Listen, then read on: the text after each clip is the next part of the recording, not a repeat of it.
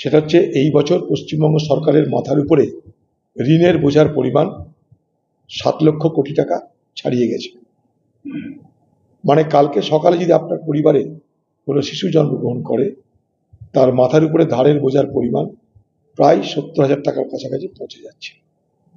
এই অবস্থায় যখন ভাড়ার শূন্য, দিদি তখন কোথা থেকে টাকা এনে এত লোককে পুষবেন, খাওয়াবেন আমার জানা নাই।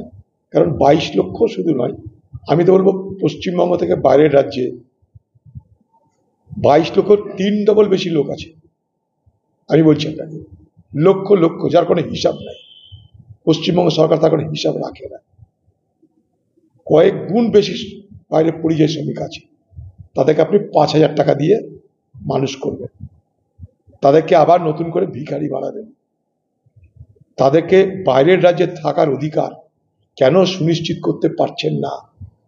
তারা যেন বাইরের রাজ্যে যে যেখানে আছে সে সেখানে কাজ করতে পারার অধিকারকে কেন সুরক্ষিত করতে পারছেন না? ভারতবর্ষের সংবিধান ভারতবর্ষের প্রত্যেকটা রাজ্যের প্রত্যেকটা নাগরিককে এই অধিকার দিয়েছে। সে যেখানে মনে করে সেখানে রুটি রুজির জন্য যাবে, ভারতবর্ষের যে কোনো প্রান্তে। তাকে কেন ফেরত নিয়ে আসবো এ কথা কেন বলতে পারছেন না? যে যেখানে সেখানে থাকুন, সেখান থেকে নড়বেন না, আমরা আছি। তার জন্য কোর্ট আছে, আপনি নিজে সেখানে যাত্রা করুন, সেখানে তাদের সঙ্গে কথা বলুন, সেখানকার সরকারের সঙ্গে আলোচনা করুন। তা করবেন না। আর 5 বছর 5,000 টাকা কতদিনের জন্য?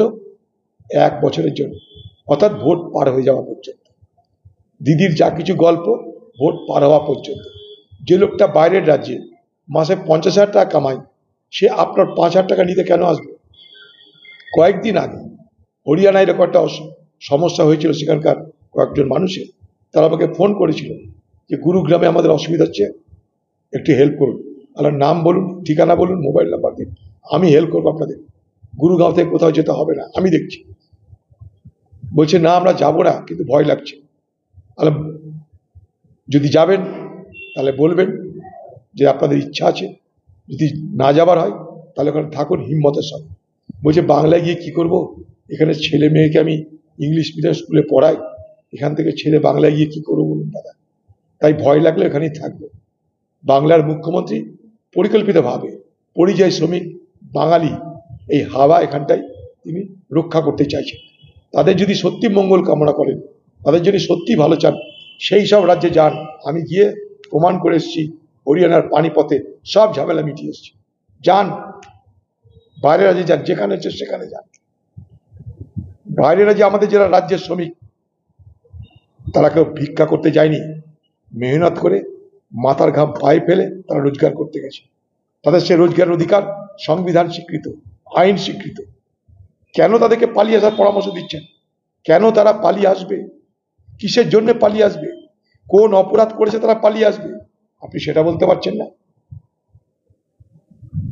আপনি ভোট করতে চাইছেন যারা 50,000 টাকা রোজগার করছে বাইরে, আপনার রাজ্যে এনে 5,000 টাকা আপনি ভাতা দেবেন, তার পরিবর্তে তৃণমূল করাবেন, তার পরিবর্তে বোম ধরাবেন।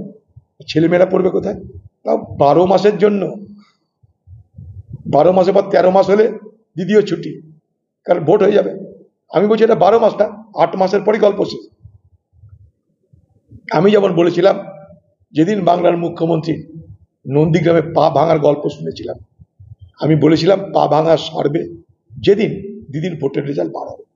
পুরনো রেকর্ড বার করে দেখুন সংবাদ মাধ্যম, যেদিনকার রেজাল্ট বার হয়েছে দিদি জিতেছে, পা ভাঙা সেরে গেছে, সঙ্গে সঙ্গে হাঁটতে চলে গেছে কালীঘাটের। খোঁজ নিয়ে দেখুন। আবার দিদির আরেক বাহানা শুরু হয়েছে, পরিযায়ী, এসআইআর, তার সঙ্গে এনআরসি। সব গল্প শেষ হয়ে যাবে, ভোটটা খালি পার দিন, আর কোনো আলোচনা থাকবে না।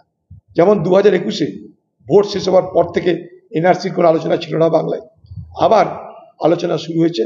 এই আলোচনার আয়ু হচ্ছে ভোট পর্যন্ত। পরিযায়ী শ্রমিক, বাঙালি, এনআরসি সবকিছুর আয়ু ভোট পর্যন্ত।